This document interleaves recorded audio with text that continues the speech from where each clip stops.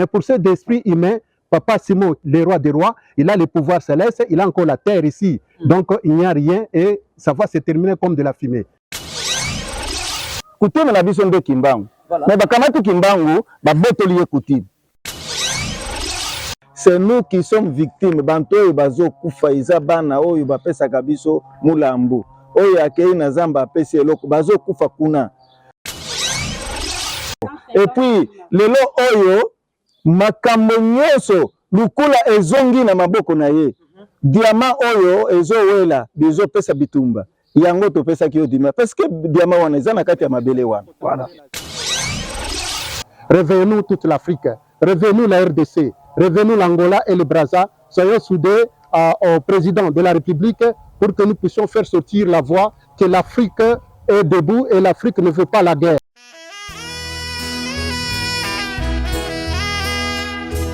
Batela elemo na yo, batela kondima na yo, ata komekama, ata bitumba, oyo etangami mokili eningani, mabota na mabota bakoya awa koluka ngai Nzambe.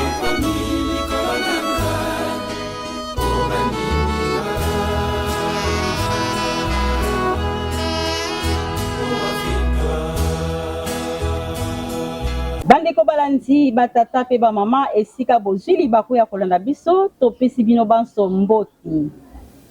Tambe seli koyamba bapaya mokolo na mokolo lolenge kali tata Simon Kimbangu asakola yango ete mokili mobimba bakomata na Yerusalemi ya sika. Lelo tomoni bankumu ba chef coutumier o bapesa kinzela na tata Simon Kimbangu po ete abana mosala oyo nkolo Yesu apesaka na ye. Na yango bayaki na nkamba basoyi na tata mokonzi wa bule papa Simon Kimbangu kiangani ndete utoyeba tina nini bayeli epa ya papa nini baye koluka awa maso na bango ezalaki nini. Na présentation tozali babale mama Germaine Nkenda pe tozali na papa Splendeur Dialungana na nzela bilili tozali na papa Fils Bufeta papa Ziko Diangenda Zikengi papa Beni Iba bango banso wana bazozwa bilili po ete bilili ekomela bino nyonso po ete boyeba mai nini oyo tokoloba na mokolo mwa lelo. Na yango tokoba na nkumu na biso awa papa Kyungu Kisebwe yo ozali président national ya ANATC ezali Alliance nationale ya tradition congolaise. Papa topesi yo mbote. Merci maman journaliste. Soki lelo bomoni présence na biso na nkamba ezali pamba te bilakande esalami na minute oyo. Boyebi très bien que papa Simon Kimbangu Kiangani c'est une incarnation ya papa ye moko Simon Kimbangu. Toloba très bien balandi bolanda biso. Mutu aye na procès ya libération ya papa Simon Kimbangu. Ebandi na papa Simon Kimbangu Kiangani. Koya na ngai na ye na maloba na ye kouta bilaka. Lelo oyo témoigner que mabele oyo papa Simon Kimbangu azwaki na nzundu. Yango bango lelo tukutanisi bango mibale.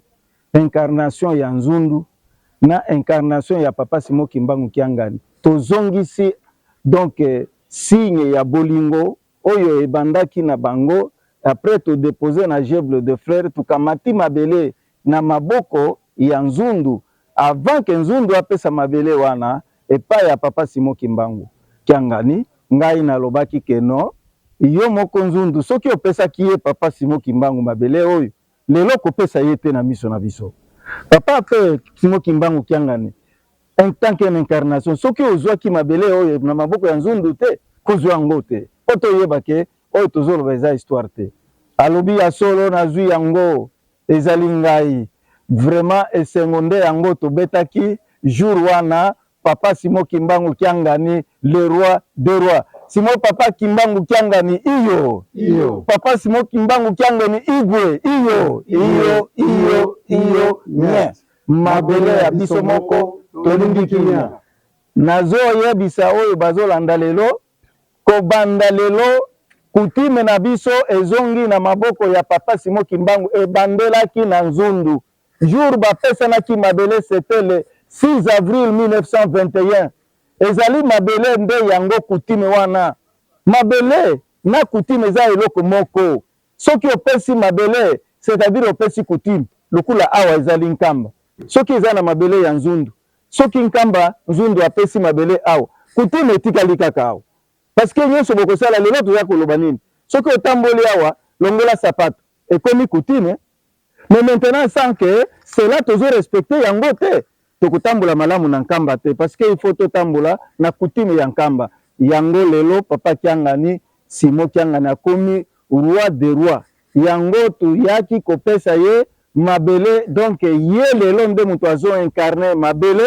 Azo incarné spiritualité. Oyo ya mboka na biso po ekende malamu na bunzambe. Na makambo ya coutume nyonso ekomi na maboko na ye.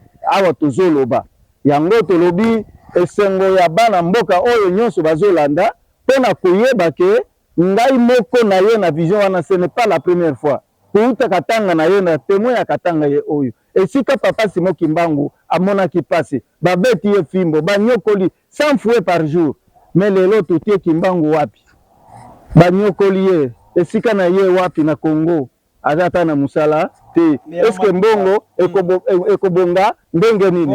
Voilà, merci beaucoup. Mboka ekobonga ndenge nini Milamai kasi nazaka na maloba na uti koloba boye kopesa papa Kimbangu mabele akomi roi amizela ka roi te akomi roi sikoyo to ndenge nini paso na meka kosusuza biso na lobi biso toye kopesa ye mabele te ye nde muto yaki kuzwa mabele pa na biso oyo ya biso ye moko aye inde tina nzundu azwi mabele alobi nini na mabele wana na ye po na zwi mabele po na sala musala ya tata nzambe atininga mais tukamati mabele tupesi po sala musala po mboka na biso ezala kimia jour wana tupesi mabele le même jour batangi ye pe le même jour batangi nzundu à partir de là lelo nde toye kusangisa bango nde bakutanaki le na wana nani na jour wana ya dimanche.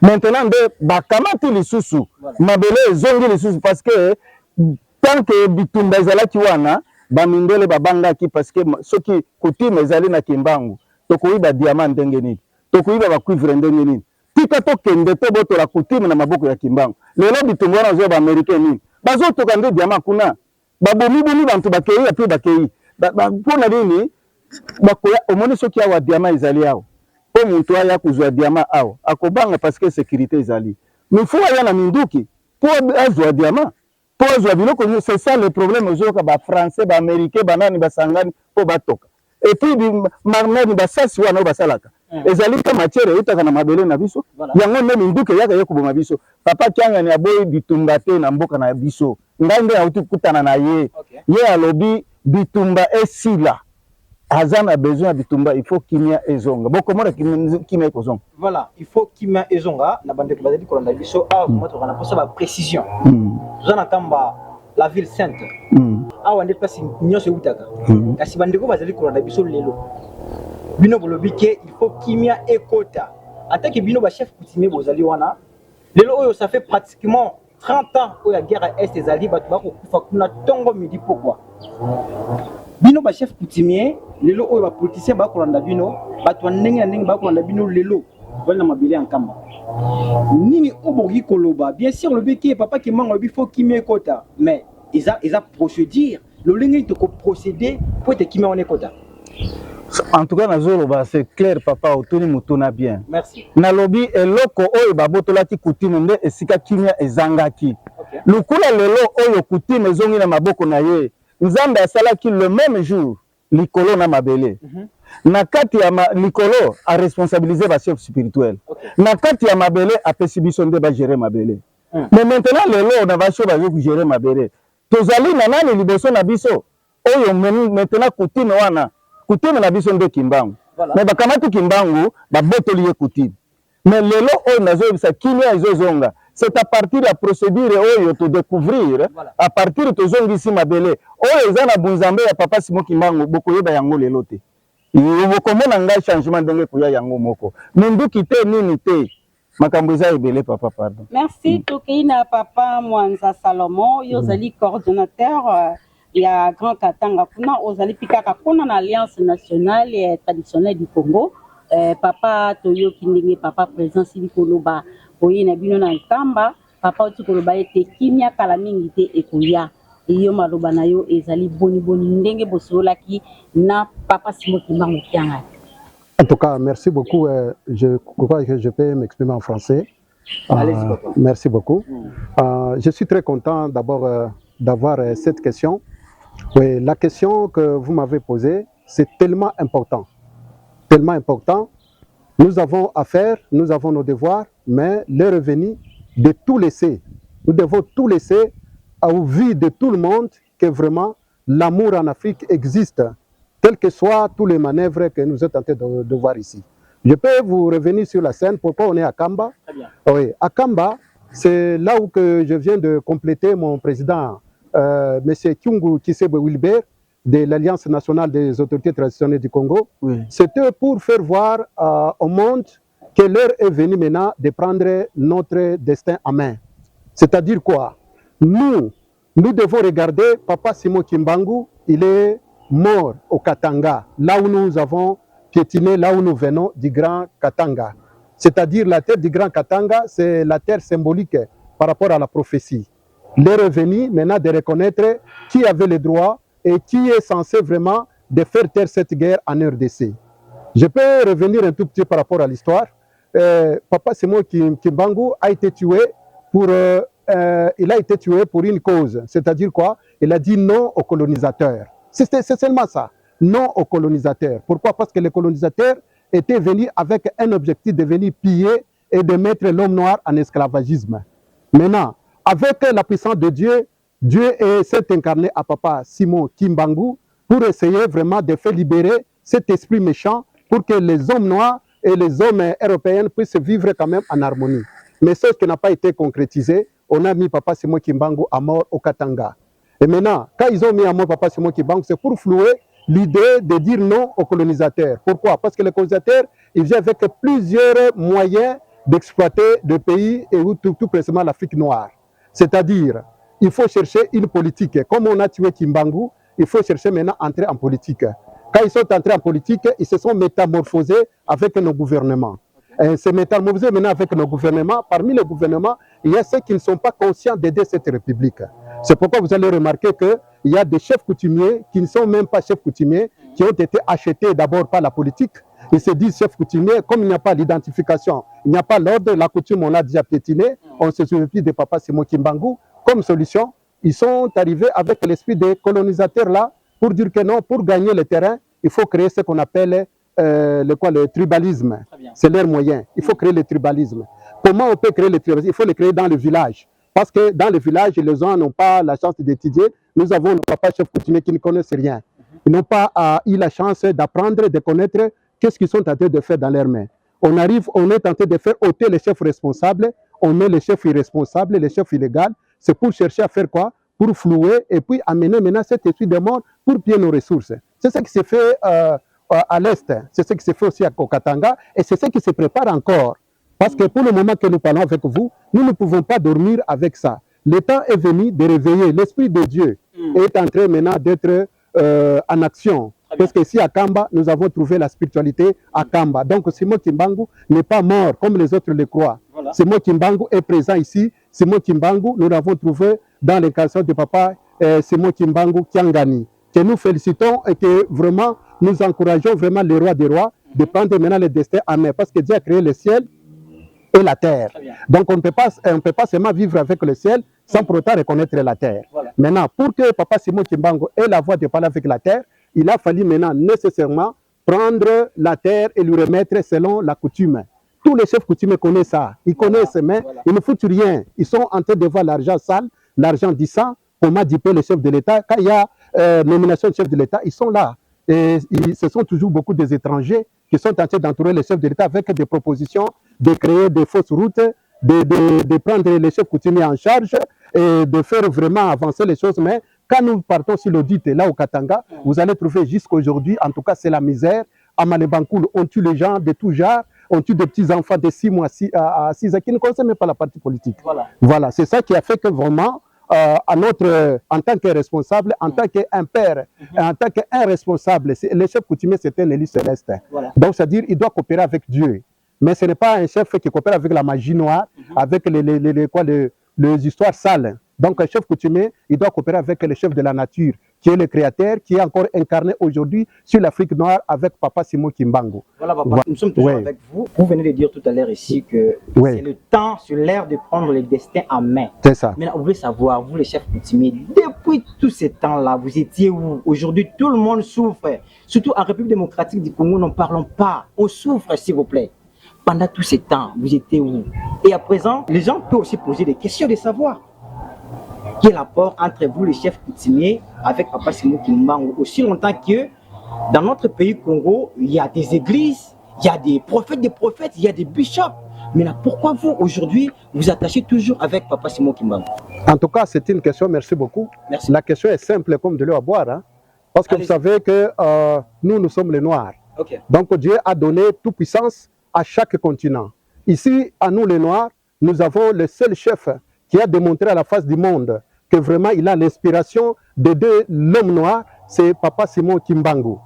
Avec le blanc, ils l'ont testé par tous les miracles, il y a des miracles, des miracles. Là au Katanga, nous sommes témoins oculaires, 120 fouets. Qui peut résister? Chaque jour, tu te réveilles, on te met 120 fouets. Tu ne peux pas faire 4 jours, tu vas mourir. Et puis en dehors de cela, il y a des signes qu'on n'a pas le temps vraiment de tout énumérer. Et chacun est conscient. Mais sauf que ce que nous faisons ici, c'est une prophétie qu'on ne peut pas vraiment aller à côté.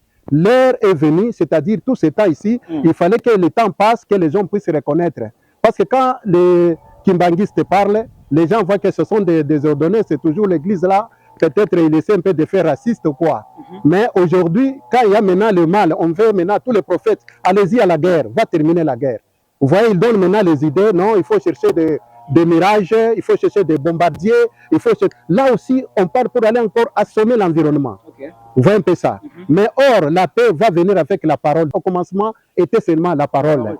Donc, comme la parole est à Kamba, il est grand temps à tous les chefs coutumiers de ne pas faire l'orgueil des étrangers. Il est temps vraiment de revenir sur ce qu'on a fait. Ce n'est pas avoir honte, parce que ce qu'on a fait, c'est le moment qui est venu. On a fait ça. Le chef de l'État ne dort pas. Il est tenté de part à gauche, à droite, comme un enfant qui n'a pas de père, un enfant qui n'a pas vraiment quelqu'un pour le soutenir. Il est par-ci par-là parce que ce sont les chefs coutumiers qui doivent entourer le chef de l'État avec l'esprit coutumier et l'esprit de responsabilité. Mais aujourd'hui, ce sont les gens qui sont à côté du chef de l'État. C'est pour chercher des postes politiques. Moi, je dois faire le chef comme je suis coutumier. On doit me coopter. Je serai député, je serai tout ça. Ce n'est pas encore ça. Le moment est venu, tout chef coutumier doit être à côté du chef d'État. Non, chef de l'État, voilà, la coutume nous exige. D'abord, pour avoir la paix, nous devons réunir les conditions. Parce que si aujourd'hui, les rois des rois, ils disent que non, tous les minéraux, les cuivres et cobalt, ils prient maintenant, parce que là, la puissance céleste, tout ce cobalt, tout l'or qui est là-bas, que ça ne puisse pas sortir d'abord comme ça une mission sanguinaire. Donc, vous allez voir que c'est rapide comme de l'eau à boire. Je donne l'exemple au Katanga. Au Katanga, tous les chefs coutumiers qui me suivent particulièrement au Katanga, quand il y a des ordres entre les partenaires, je crois que nous faisons des petits trucs seulement. Il y a de l'eau qui vient là-bas, les machines n'entrent pas, ils sont conscients. Mais avec ça, quand on fait ça, il n'y a pas de production, les Blancs reviennent vite. Ils vont s'asseoir pour savoir qu'est-ce qu'il faut, chef. Non, donner la farine, donner de la boisson. C'est comme ça. Maintenant, aujourd'hui, ils ne doivent pas le faire comme ils le faisaient, ils doivent le faire à Kamba. Parce qu'il y a un roi des rois qui contrôle pas seulement la RDC, il y a maintenant l'Angola, il y a le Congo-Brazza, il y a aussi l'Afrique et ce que le monde entier qui doivent maintenant gérer par rapport à sa mission propre. Et même les Blancs, d'autres Blancs vont en bénéficier aussi. Mais ce qui est vrai, il doit parler un mot. Il doit parler un mot avec la terre et je crois qu'avec ça, vous allez voir que vraiment on aura trouvé des solutions vraiment adéquates et puis nous n'aurons pas pleuré. C'est pourquoi nous sommes ici. C'est pourquoi le président Kyungu Kisebwe, il a eu la chance de faire voir au monde que vraiment la cérémonie que tout le monde se tentait de par-ci par-là, même les Blancs le savent, même les Blancs qui nous ont suivis de partout, ils savent déjà que vraiment ils ont touché ce qu'on ne doit pas toucher.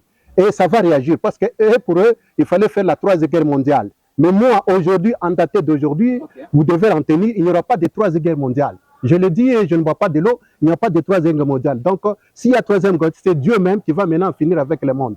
Mais pour cet esprit humain, Papa Simon, le roi des rois, il a le pouvoir céleste, il a encore la terre ici. Donc, il n'y a rien et ça va se terminer comme de la fumée. Ça, je suis sûr et je m'assume de ça. Très bien, Oui. merci Papa Mwanza Salomon. Je crois bien. Chaque chose est à son temps. Voilà. Donc cela veut dire que le temps est là.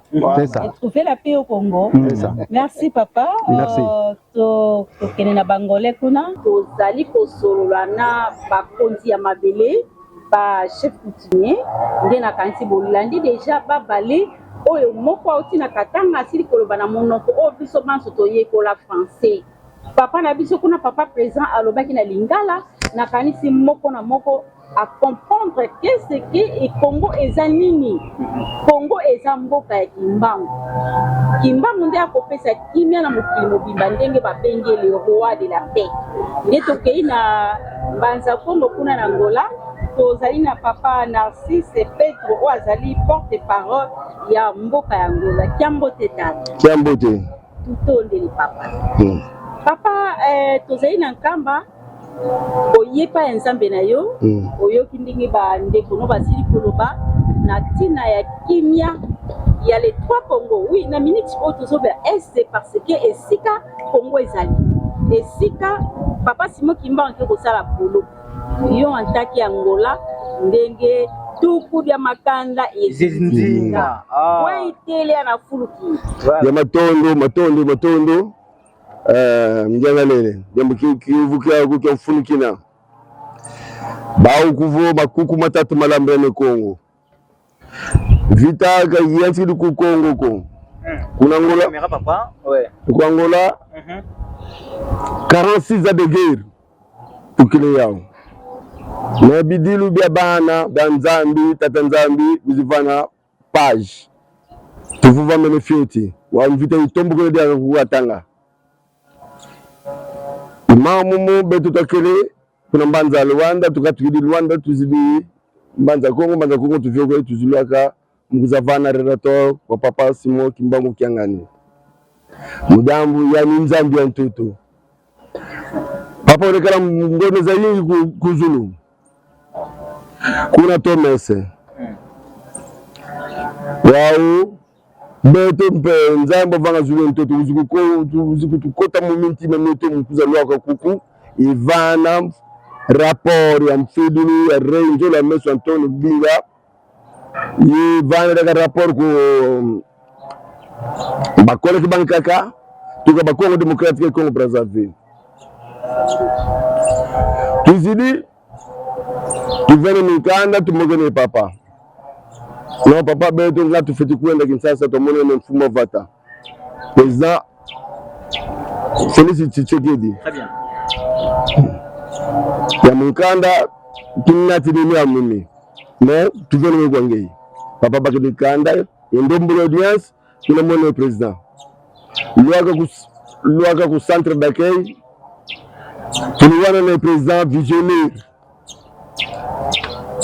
mambo tuna mafaso mwenendo safo imamu matuboko ku Kongo tuiza modiambu mtoto wa ba mfumo wa vana mtoto kwa tata Simon Kimbangu ku mtoto wa unda sadi ibaga mtoto katema kenda bambaki di muboroko yesa kutukasa kasala ko bwabu bavyo ni mvula betu tutele mene tuizidi tuzimona ni mfumo Njundu yani kuvo kafa fudi diambuko budongo yandi kibeni yani tovana mtoto kila vuvutu kidi mboto bono bakadera mtoto tunakuvana ndio amuntawa na kisalwa ife ni kazula mtoto kazula zulu ya mtoto kafidi vuva diambu difiti wa mfumulela kafidi moko na mupepe kamoko na mtoto kamoko na mwini bien tourné nzambi kavanga watoto bifiti kugwila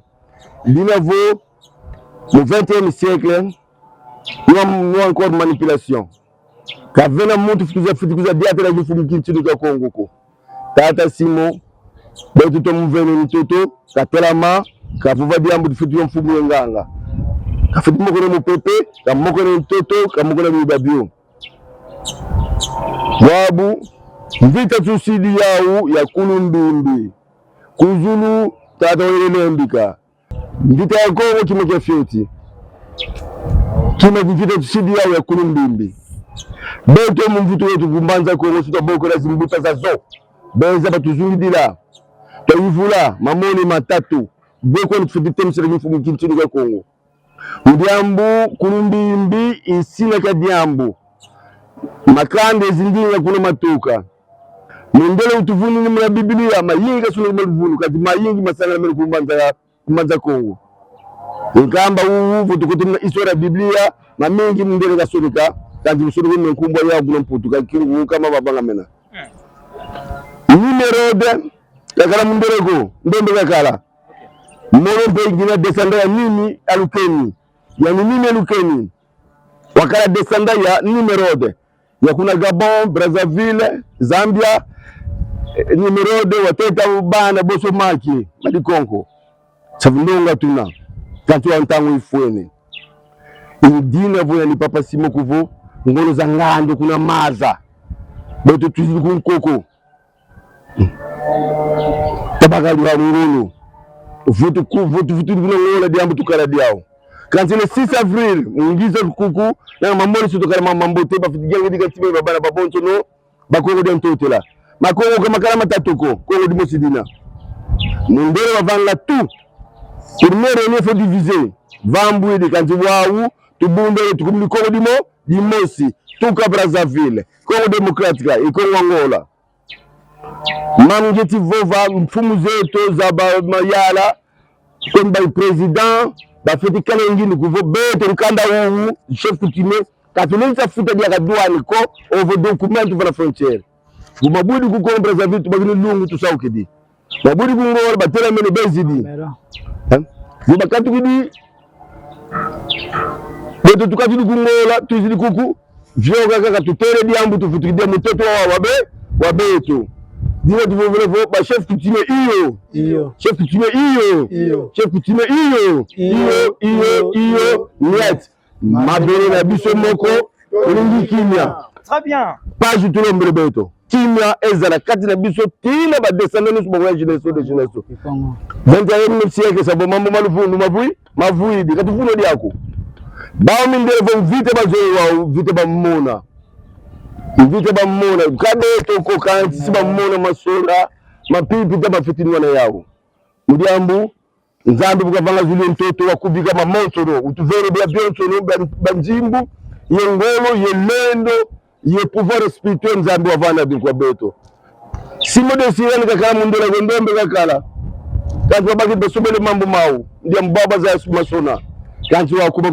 kukiele alors Mana Masidi nkangwa ngola kaka ko Brazzaville nkangwa Congo démocratique kima mdombre mono comme porte-parole reine du Congo comme futur rei du Congo njola tulombe tokala mikama mbwa tuleke ku Mosi tusikeme ku Mosi nzambe sikavanga mayingi bana betu bafiti vanga masivi ukongo de mtotela nyankumba papa simo kimbangu kyangani tusidio tutondele mbuta tutondele kasi ngana koloba kuma ikongo te po bandeko lobaka ingala nazo kutuna question moko na maimo tuti ko yise biso awo bosela biso juste synthèse ya mukie na lingala s'il vous plaît si moi synthèse moko mukie na ba oyo kuma kikongo komplika bango ba yeba pelo ko boyili awa et c'est nga bien tant on ke outi mbanza Kongo place biso nyonso tuuta moyindo auta kuna kibo biso ndezala kuna mena mbuta ngai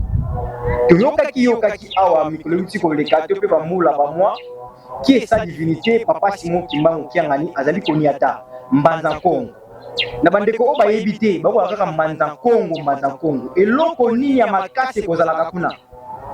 Bon merci mingi narponu ngala sika Très bien merci mingi na mutu tuneza mutu na mko capital. Merci beaucoup biso ba indo tokozala ba fanatique ya ba politiciens te voilà parce que tous les politiciens ba qui pour servir ba nation te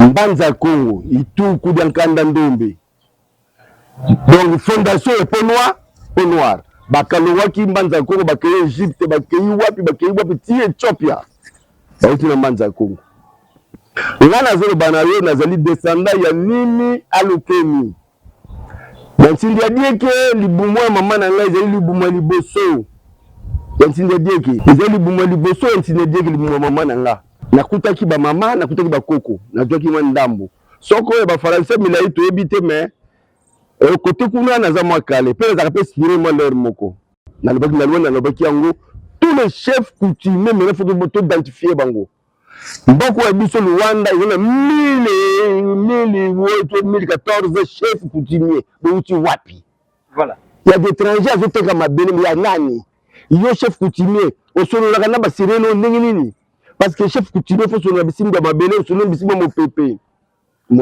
cordon yeyo dimanche awa lebi omvula pe beta commandant ngabi te ko beta te po bana jetiki ba yebele baye bele mvule ko beta kate ko beta tinga ko tika mboka nkamba cordon za pembe na yona soko tungi otuna yesusu mabudaki yango tilelo mvule betite mais lelo ayoki na muloko ya papa que force spirituelle tozomo nango yango wana même makambo bato baza ko botola bato babiloko wana bazamba wa batika oyo nyonso tu azosala mabe na bana Kongo akende kokalaka bato po alatiza kumba mais bateletaka mabele te après maki na mopepe oyo teki mbango moneleki pasi mai amelaki yango toso amelaki yango akontinue mosala likolo mona ye mabele mona ye tosangi kimia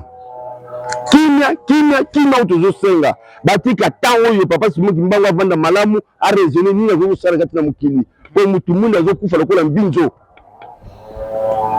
me ntango apemaki mingi na lelo biso kaka oyo toyekotuna su nzete mabele mutu ozwa yango kende oloba lika akoloba atakaki na pongi lelo alamuki papa Simoki Mbangu kiangani akoloba po adefendre mabele adefendre bope mutuna mosu ezali we kasi ndenge na obaki te wana opesa biso synthèse na mama yesu tukolo baki Kongo awa et puis kasi na mbanza Kongo te mobengo ya papa na mbanza Kongo kuna na mbanza Kongo kuna ndenge otukolo mama kulumbimbi awa eloko nini ya makasi oyo ekangama po bwete loposo mwindu esosola utuni malamu très bien na mbanza Kongo ngana muntu mbanza Kongo na mabamboko biso tango toki na 75 ya bunangola tomonaki ezali lokola bazamba ekoma ba grande ville mais mbanza Kongo ya rien mais ezali eloko moko oyo nga na yo toyebi te molimo emonaka soko papa Simoki Mbangu kianga na keya asengi losambo yango efungwami na ngai na yo tokomona changement parce que ezali biloko mosusu eza esprit ya molimo yango wana mutu mwindu bapesi monoko nyonso komona ozomona me oyo ebomi kati na bato bayebi te tupesi pase pa ya papa Simoki Mbangu kiangani mais vraiment ementa ozana ngola toza suluka ma gouvernement te biso bankumu ya ngola tokosenga permission ya gouvernement ngolais na président na biso na baroi Brazzaville bakoya koprésenter papa Simoki ngani pa ya président Jean Lorenzo ke banda lelo papa Simoki ngani akomi roi de roi ndenge pe tokozwaya tokolakisa pa Sassou Nguesso lobi oyo tokomema ye pa ya président Tshisekedi to présenter ye très bien ezalaki ya kobomba mais soki komi ya polele c'est lui le roi des rois très bien batata mpe bamama balandi bandeko biso te mitolobi biso toza bapandisi yango tozali kozwa baimpression to maye oyo ekoki kotambwisa mboka Kongo tolandi bakumu bachef coutumier oyo tozi kolanda papa Narcisse oyo azali porte parole ya Angola na mbanza Kongo porte parole toyoki ete aza na libota oyo ya Nimi Lukeni oyo yokaka banda tozalaki bana mike na kelasi mpe totangaki yango eloko moko mpa tozali kolobela kimia ya les trois Congo papa Narcisse aute koloba ngo alobi tozalaki mboka moko kasi na ntina bamitema ya mabe ya bamindele bayebaka boli biso papa Narcisse motuna moke sikoyo biso ntango tozalaki bana mike balobaki na biso tokozonga kaka Kongo moko sikoyo esengeli tosala nini mama mutuna yo ezali capital basanze oyo toleka mbula oyo toleka boye roi ya Malange akufaki ya roi Ndongo nakendaki kuna balobi oyo balobaki mene baki kotuna motuna soki tovandi awa toza na 5 roi ya Chokwe ya Bailundu nini tu bokoki kosala cérémonie na nzoto ya molobi na bino roi te sika ngai porte parole ngaki nasali cérémonie wana naza nani deux nga naza koko ya bakoko ozala yo roi ya Bailundu ozala roi ya Ndengu ngai na Kongo nazali mokonzi ya bakonzi moni eloko tozobosana na yango wana moni nde nalobaki na bango polele ke bokonzi etikali kaka ndenge etikali me mama tozozonga kongo moko parce que mondele kabulaki biso mpona baintere na ye abotisi basere na biso na bamama na biso appuye biso asali nyonso asalaki me ntango ekoki lukuta ya mondele ekolekaka lisusu te appelle même le tout papa Simon papa dodo ko dia ko voleka waleka si kama feti vova diambu di feti wan toto de mu pepe makambo bato nyusu tu bazo so ba pillage awo ko botula ka bloka bato ko bomaka bato yo ko vanna na yo ko belo ko mo te poser ba mbanda na yo timbe nde ba mbanda na yo botelema bosenga pa tata bosenga pa bakoko na mu pepe na mvula na mai baloba biso to ko sala musala ba makingo ko kota nyonso ngatani mabele adwa maji na inde asala nini na mkwelo maji kotima mai botondi bandeko balanzi vraiment tozali kokende malembe mpenza po te tokóma na suka nde tozali bongo kokende pa ya papa Nsilulu azali secrétaire général kuna kaka na royaume Congo na kuna na Angola papa topisi yo maloba papa na maemanso oyo bukoza nini yoko bakisa soko loba na portugais problème ezate soko loba na kikongo problème ezali ata na kichoko munoko nyonso bato bakolanda eyepesa biso mai oyo bonus. Muito obrigado mamãe jornalista, mamãe Marlene. Eu prefiro falar em português porque também lá os nossos governantes para perceber de fato qual é o que nós estamos aqui a fazer, o que já fizemos. Falando do objetivo principal da nossa estadia aqui, conforme começou o porta-voz, foi para nós darmos o relatório ao Papa Simão Kimbangu Kyangani, como sempre o reconhecemos, como a figura absoluta do Papa Simão Kimbangu, a sua reencarnação. Dar o relatório sobre o falecimento do passamento físico do Renzo Lamesso Antônio. Falando isso porque foi o Papa Simão Kimbangu Kyangani, sob a sua orientação, fez com que os 3 Congos, Angola, RDC e Congo-Brazzaville, se reunificassem. Isso aconteceu no dia 6 e 7 de janeiro de 2017. Acho que a mamãe Germaine se lembra muito bem. E não só quando chegamos aqui, demos o relatório ao papá e tínhamos outra missão também, nos encontrar com nossos homólogos lá, aqui na RDC, conforme estão a ver. Nesse momento estamos com a Ana TC, que vamos ficar para sempre. Na altura era com os outros.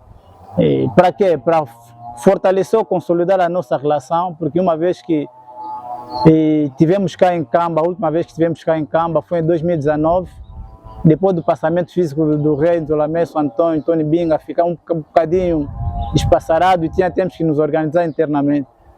Bem, esse foi um dos objetivos, mas chegando cá, conforme as coisas andam ao seu tempo, encontramos a ANATC, que é a Aliança Nacional das Autoridades Tradicionais. Essa aliança é dirigida pelo presidente Kingu Kisebwe. É um presidente visionário, de facto. Esse é um presidente que, o que nos convenceu de facto de estarmos juntos, hoje em dia estamos assim, a par e passo, é que o presidente Kingu Kisebwe se inspira, a sua visão se inspira no Papa Simão Kimbangu Kyangani. Então foi assim que nos juntamos, a ideia era boa, até que viemos aqui apresentar. Se inspirou que tínhamos que desenvolver a mesma terra que o Papa Simão Kimbangu de Pano em 1921, no dia 6 de abril, quando foi pedir a permissão de fazer o seu ministério conforme Deus e os ancestrais lhe tinham inspirado. Então foi assim que tivemos no Zundu e fizemos cerimônia, o que tínhamos que fazer. e chegamos de fazer de fato complementar. No dia 25 deste mês de fevereiro, lá em plena tribuna, nós devolvemos esta terra de Nzundu ao Papa Simão Kimbangu Kyangani como rei dos reis. Quer dizer, a consagração como rei dos reis, porque Papa Simão Kimbangu Kyangani já possui o poder espiritual, quer dizer que ele já tem a sua ele é, como é que eu diria, o poder divino, e foi-lhe agora entregue o poder ancestral, o poder da terra, para que pudesse governar ou nos governar. E por que fizemos isso aqui? Porque nós queremos o quimbanguismo. A África é para os quimbanguistas, é para o quimbanguismo. Isso eu gostaria que todos os africanos pusessem isso nas suas consciências, na sua mente. Assim conforme lá na Índia, eles optam pelo hinduísmo, e estamos a ver os efeitos. Lá no judaísmo, e lá na Ásia tem aí Buda, etc. Então nós africanos é quimbanguismo, não tem como. Então nós temos que nos rever o que é que de fato somos. É sobre tudo isso aqui, Papa Simão Kimbangu, como é representante, a imagem, espelho do próprio Papa Simão Kimbangu, do pano, que ele mesmo. Então ele que merece essa titulação do rei dos reis. Ele é um rei que possui esse poder todo. É mais ou menos o que teria que falar, e não sei, talvez alguma questão que possam colocar para responder. Muito obrigado, Papa Nsirilu. Na bokute na kanti ba bozolanda biso Papa Simão Kimbangu ndenge bandeko mosusu balobaki azali roi des rois, yango moni biso nyonso baafricain nzambe na biso Papa Simão Kimbangu Kyangani, biso nyonso baindo po bato na bato baza na banzambe na bango, soki baye awa eza mpona tosenga mae nyonso tu eza mpa na ye, epi ndenge bazongisaki mabele epai ya ye pamba te Papa Simão Kimbangu ndenge tolandaki kaka pa ya papa président national, ndenge pe Papa Nsirilu auti korepete yango na portugais. Na papa ozana mutuna susu ya kotuna muke? Non. Awa déjà papa directeur fils ngufeta akoshaka biso déjà ngonga likolo ngonga. Ya solo batata pe ba mama ndenge tolobaki tozokende pena malembe na suka émission na biso ya mokolo malelo. Nde tokei penza na Papa Séraphin Nge Kuntala oyo azali chef coutumier ya Nzundu awa na secteur ya Ntimanti, epai wapi Tata Simão Kimbangu na le 6 avril 1921 akendeki bongo kosenga permission epai ya Mfumu Mbuti. Na tango oyo Papa Séraphin tazo représenter Mfumu Mbuti. Papa Séraphin aussi koyamba bandeko na yo bauti par-ci par-là na Katanga na Angola, yo to yambi bango pamba te yo de mokolo na mabele olobini na nyonso o ba papa basili koloba awa.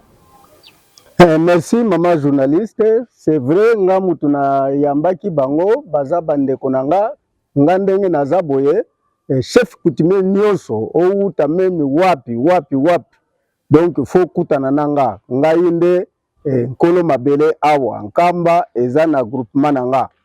Alors c'est vrai nga mutu na yambaki bandeko oyo bayaki na Nzundu, na yambaki bango bien, to sololaki na talisaki bango po ba site eza mibale na Nzundu. Site ya liboso boloko ya liboso ya Papa Simão Kimbangu de na butu ya le 12 septembre au 13.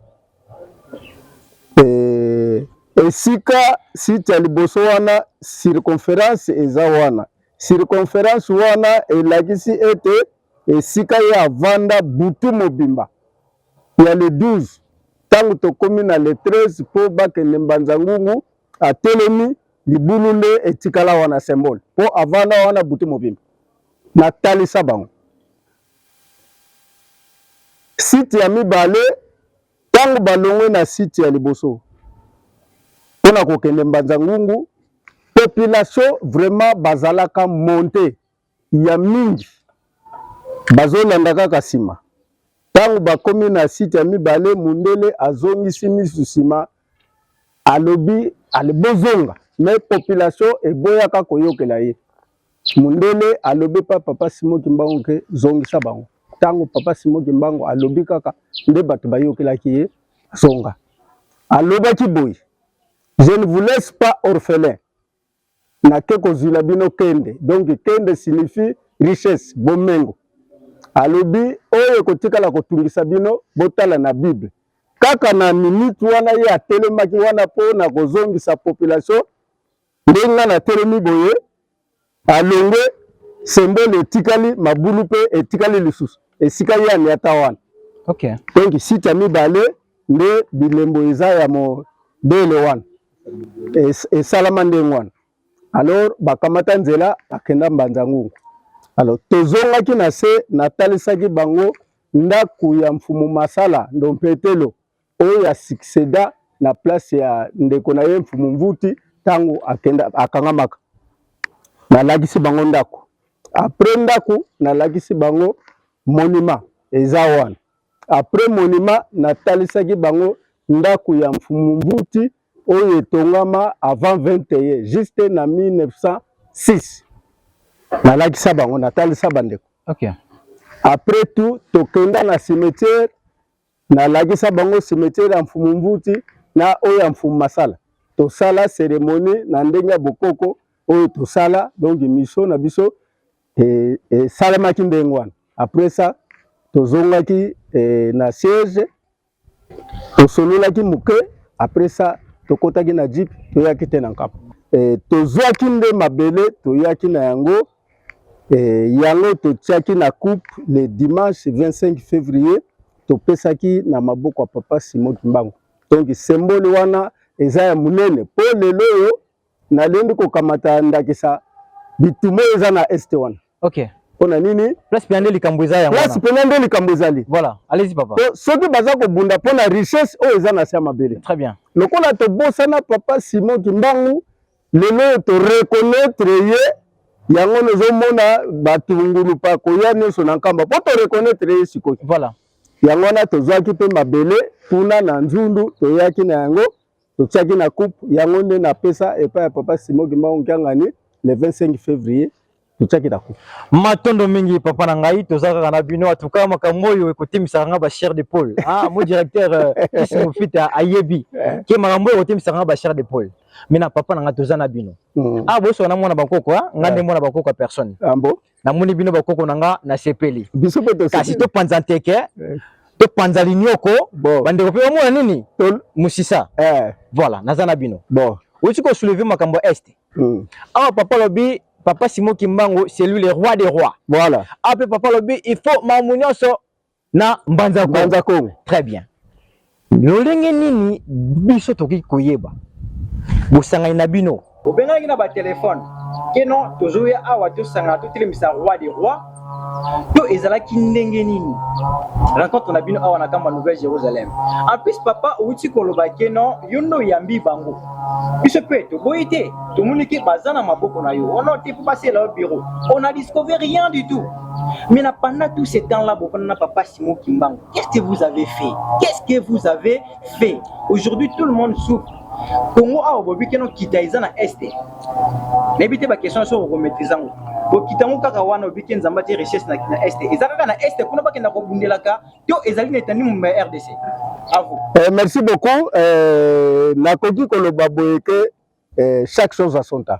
Très bien. Donc soki omoni to sangani boye tozana visionnaire tozana bandeko bauti Angola par-ci par-là. C'est parce que tant on a un coquille. À vous, président. Merci beaucoup. Papa, journaliste, nakoloba mingi te. Merci. Nakutalisa kaka ke Kimbangu oyo tozolobela. Nde ayaki kukotela ngai. Après kukota ngai, na miyebaki te. Akotaki ndenge nini panzante kembuta.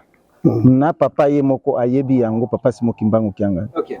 Parce que alobaki esika nga na este esika na kukufela. Voilà. Nde esika mutu akoya kusala misala na nga. Mais papa akufeli kuna na Katanga. Ka kuna na Katanga nde esika biso mibale omoni toye. Landa maloba na biso. Voilà. C'est-à-dire kokotela na ngai eza na kati ya bilaka. Même papa Simon Kimbangu Kiangani.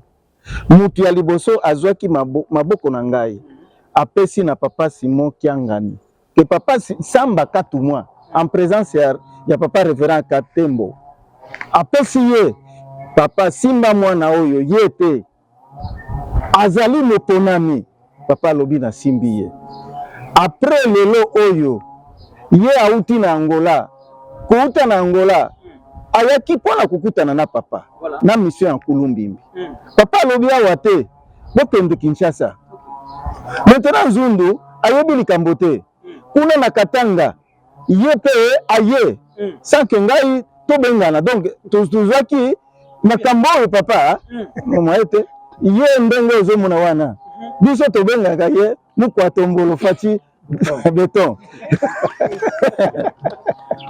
omoni ke soki otali ata elongi na ye makambo vraiment yale fixe koto ya le 20 président de la République vote na ezalaki le 20 prestation de serment le 20 toke pa ya chef Nzundu c'était le 20 mais lelo oyo toye kotelemisa bukonzi oyo ya Congo mobimba hein maintenant nani otuni nani abengaki bino ye moko na minute toza inspiré eza équipe moko fort toza inspiré na ye moko mais souci na ye ayebi ke mutu oyo na kotika ye moko te na kusangisa bantu ba accompagner mission na ngai yango ozomona toza na kati ya mission na ye soki otuni makanisi na ngai oyo liloba na ngai ya suka o nga na koki kwa na lobi ba chef coutumier nyonso ya République démocratique du Congo ya Angola ya Brazza balobaka mwana muke akubeta mbunda bakolo babini c'est nous qui sommes victimes bantu oyo bazokufa iza bana oyo bapesaka biso mulambu oyo akei na zamba apesi eloko bazokufa kuna mais sima oyo ndenge to découvrir totika makambo lisusu lukula bamindele oyo bayaki kodiviser po bango barenye tubabandaki korenye parce que tuzalaki liboso na biso na oyo Kimbangu mukolo mboka souffrir po na mboka oyo Kimbangu asouffriraki po na famille te asouffrir po na nani te ni église ni nani te mais il a souffert po na mboka ya Congo ya Kimbangu maintenant Kimbangu azui esika ya église yango nde makasi ya biso lukula ema ebendi biso sa église tulingi kozala zéro na Congo tulingi koyeba eloko moko 37 000 familles bon et puis lelo oyo makambo nyonso lukula ezongi na maboko na ye diamant oyo ezowela bizopesa bitumba yango topesaki yo dima parce que diamant wana eza na kati ya mabele wana voilà cuivre eza na kati ya mabele wana lelo akangi yango papa kaka ndenge bazokoloba bandeko na ngai ke papa akosala tozala calme mais tokoki koloba plan d'action ya papa te abandaki kozela yango nde makambo nyonso eye lukula eye na maboko na ye bino bandeko na biso ya ba église na ba chef coutumier tozala bomoko sur toutes les j'appelle vraiment bamfumu nyonso boya biso nyonso tozala eloko moko po mundele abanga biso po mundele amona biso soki biso tolobi na liboso papa Simon Kimbangu Kiangani Kimbangu c'est fini mundele akobakata mbangu ye moko na minute nde bayoki likambo oyo kuna bazolala te bazomona ke Kimbangu oyo lukula tobotolaki tonyokolaki ye akoya lisusu te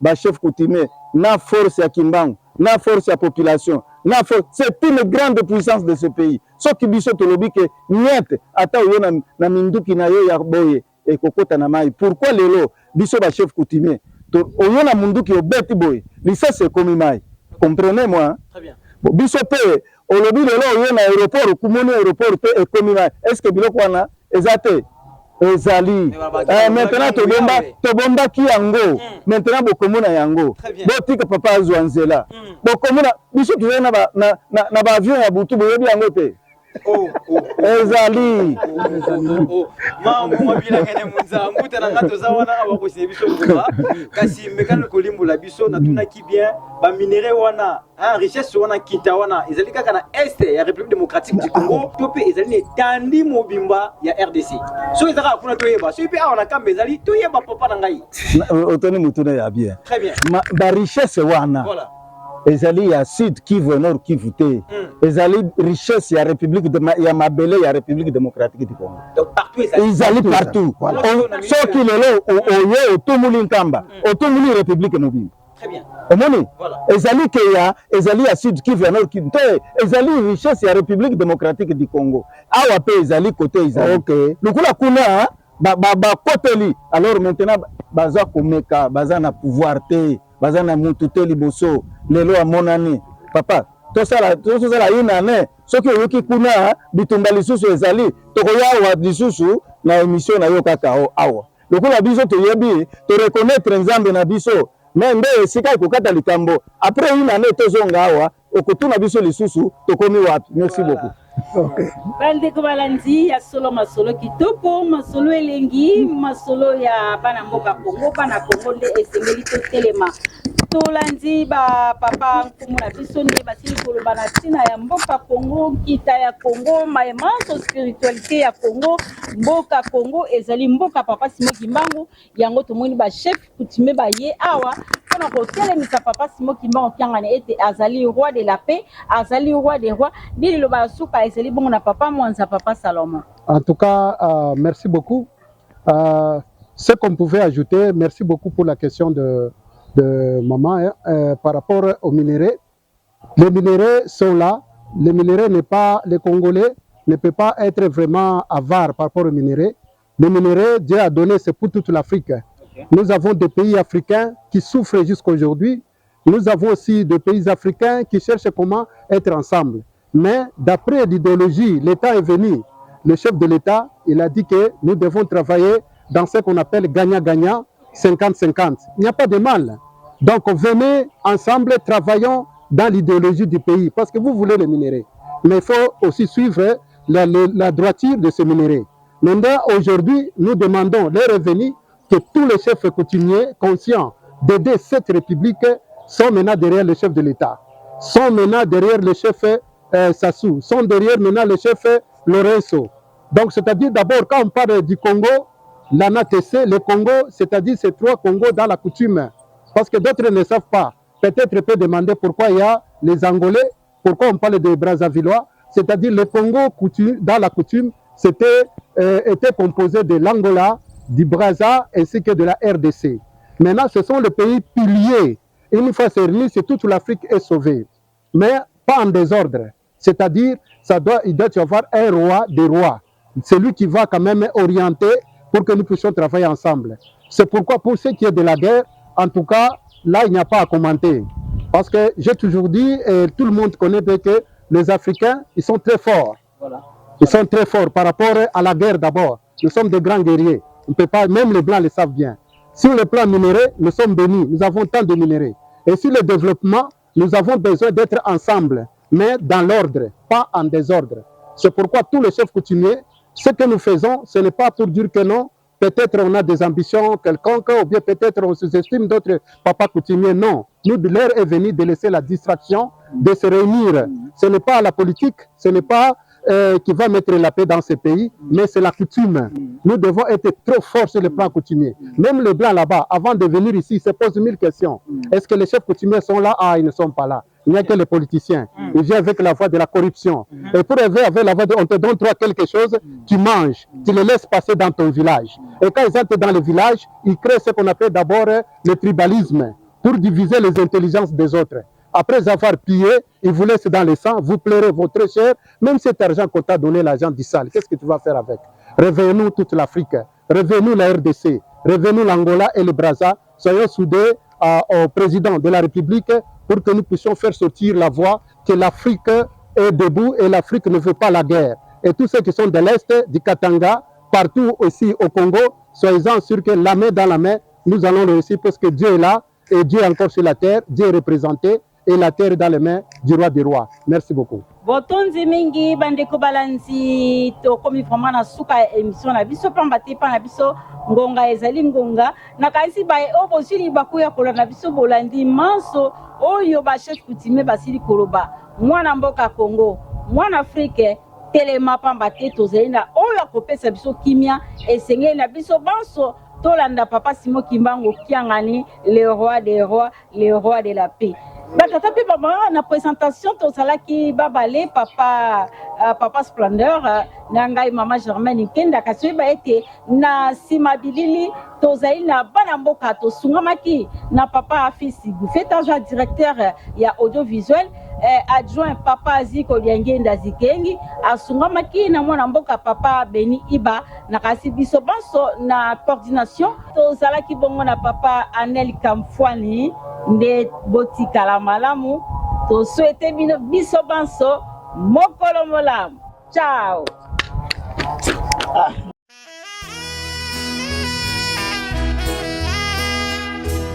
batela elemo na yo, batela kondima na yo, ata komekama ta bitumba oyo etangami mokili eningani. mabota na mabota bakoya awa koluka ngai Nzambe